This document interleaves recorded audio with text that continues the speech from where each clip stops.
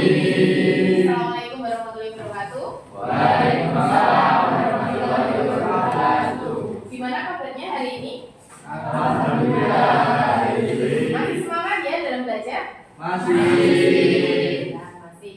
Nah, nanti sebelum kita masuk ke dalam materi pembelajaran kita hari ini, saya akan mengabsen terlebih dahulu. Yang pertama ada Abista Nabiha.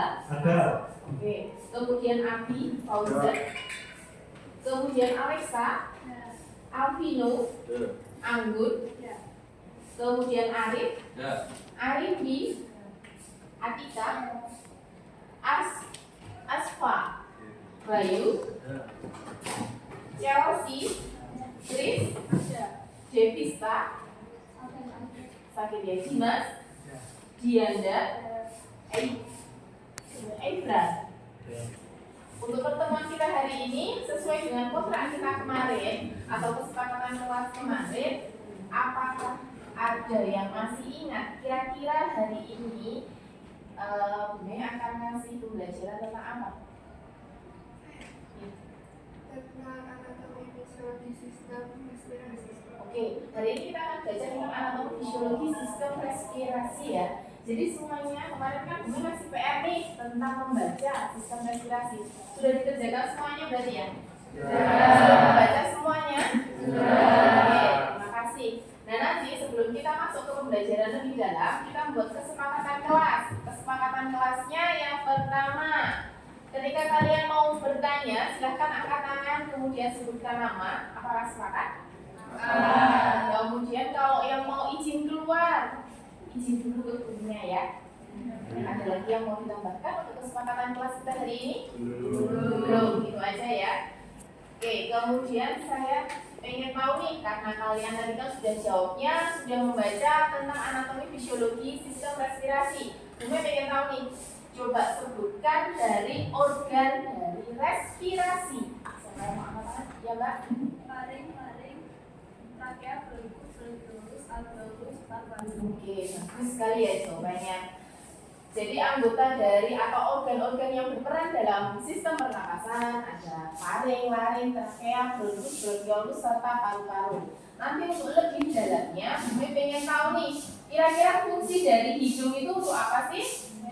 Ya, Sebagai penyaring debu dan kotoran yang masuk ke hidung. oke, fungsi debu untuk menyaring debu dan kotoran yang masuk ke hidung. Semuanya punya hidung kan? Ya. Oke, kira-kira kalau bernapas kalian menggunakan hidung atau mulut? Pernah juga kalian bernapas pakai mulut? Oke, saat pilek. Saat apa lagi? Kalau kalian olahraga terus lari-lari, biasanya pernapasannya tengah-tengah? Ya. Kan juga bernapas pakai hidung kan? Atau pakai mulut? Yang bernapas kan kalian. Pakai hidung atau pakai mulut? Iya, pakai mulut ya. Tanpa kalian sadari kalian bernapasnya pakai mulut. Nah, kita sudah berkesepakatan kelas juga. Kemudian untuk hari ini, Bumi akan membuat beberapa kelompok karena pembelajaran kita hari ini berbasis masalah atau problem based learning. Jadi Bumi akan membagi kalian dalam beberapa kelompok. Izinkan saya untuk menyiapkan terlebih dahulu ya slide presentasi. Slide presentasinya kemarin yang sudah kalian isi LKPD-nya itu kan adalah gaya belajar. Kemarin sudah dibagi menjadi 3 kelompok besar. Ada yang kelompok visual, ada yang kelompok auditori, ada yang kelompok kinestetik. Nah sekarang silahkan mulai dibuat kelompok, mulai dari kelompok 1 yang auditori, kelompok 2 yang visual, kelompok 3 yang kinestetik. Boleh langsung ditata bangkunya, biar memudahkan kalian untuk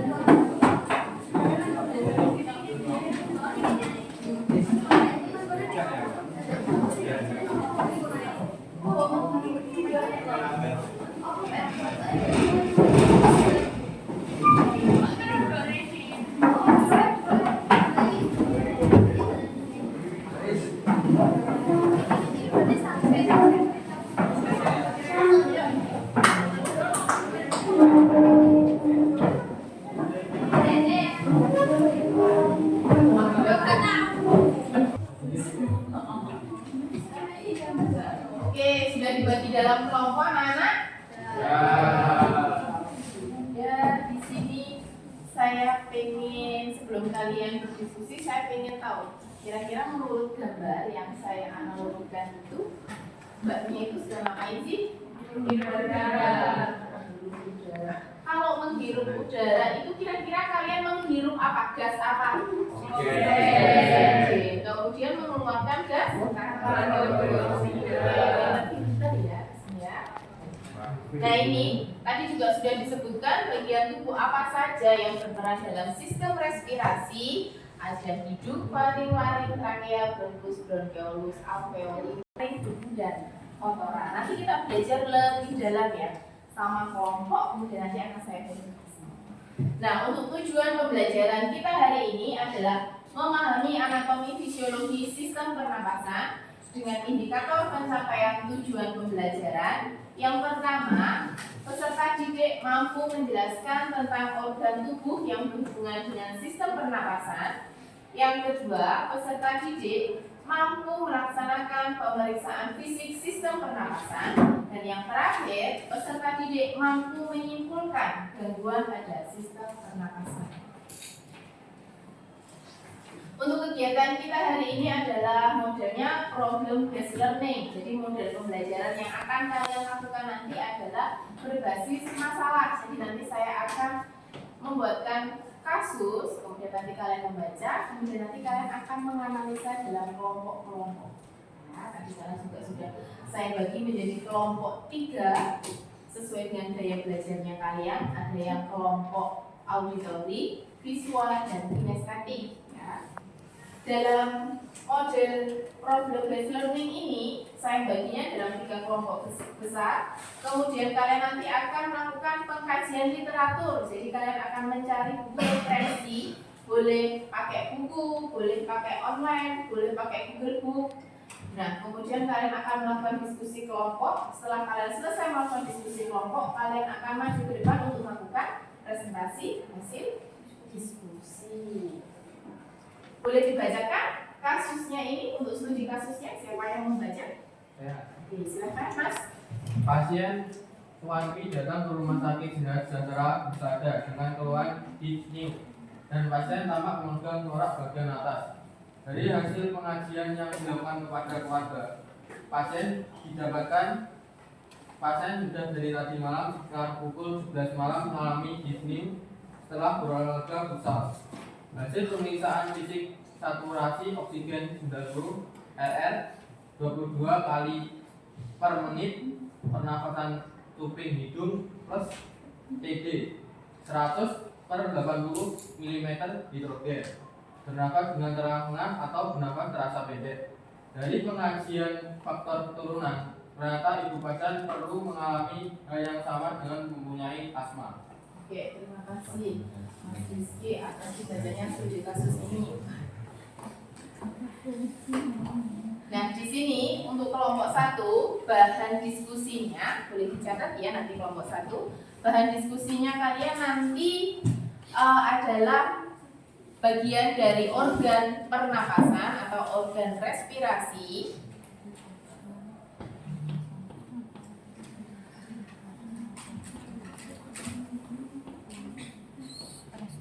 Respirasi dan frekuensi pernapasan.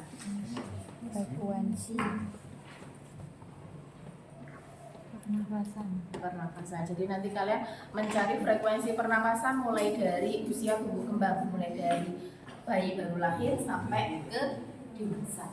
Itu ya. Untuk yang kelompok 2 nanti silakan kalian mencari atau berdiskusi tentang analisa kasus di atas. Kira-kira Tuan P itu mengalami apa sih?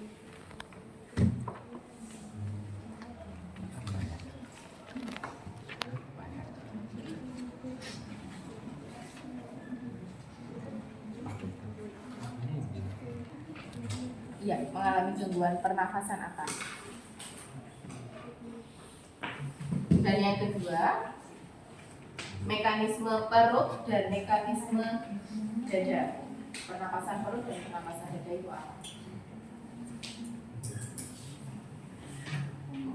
Oke, kelompok 2 silahkan berdiskusi. Sama ya, kelompok 1 silahkan mulai berdiskusi. Untuk yang kelompok 3, kelompok yang besarnya ya, Kelompok 3 silahkan dicatat. Kelompok 3 nanti mempraktekkan pemeriksaan fisik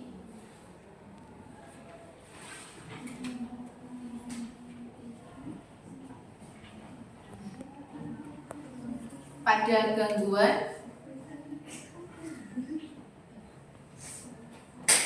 sistem pernapasan.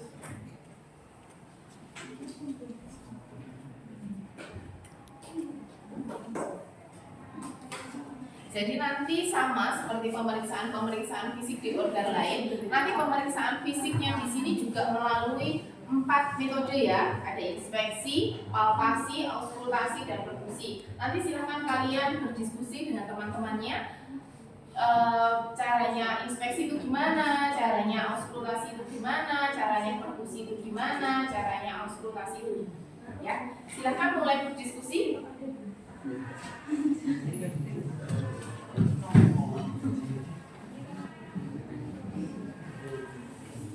Oke, untuk kelompok 1 gimana nih diskusinya? Apakah berjalan dengan lancar? Ya, untuk pembagian kelompoknya gimana, Mbak?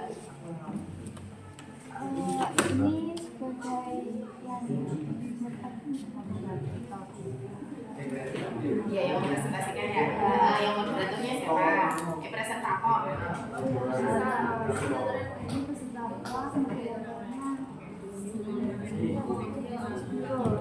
Nurul. Presentatornya Nurul. Oh ini, oke. Tapi ada dua-duanya Nurul, oke.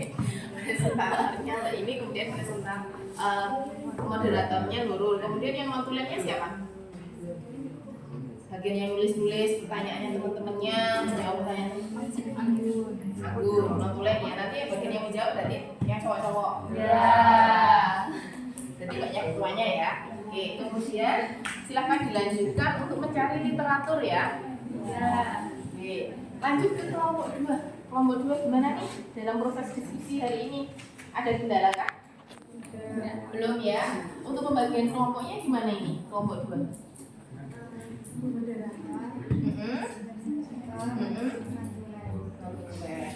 Kemudian nanti yang jadi apa?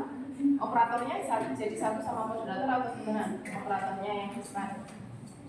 Apa yang presentator plus operator? Silakan ya, dilanjutkan lagi. Silakan untuk mencari literaturnya. Buka ya literaturnya.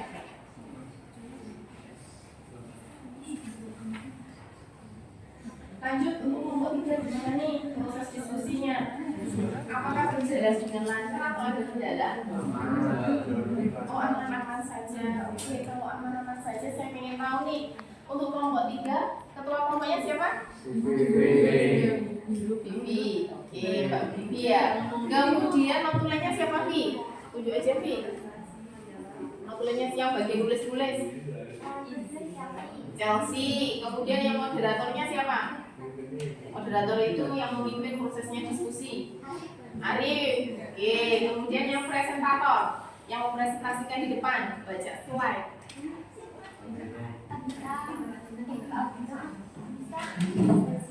Abista dan ya sudah dibagi ya. Kemudian untuk literaturnya gimana? Mengalami masalah nggak dalam mencari literatur? Tidak ya? Berjalan dengan lancar. Silakan dilanjutkan untuk proses diskusinya.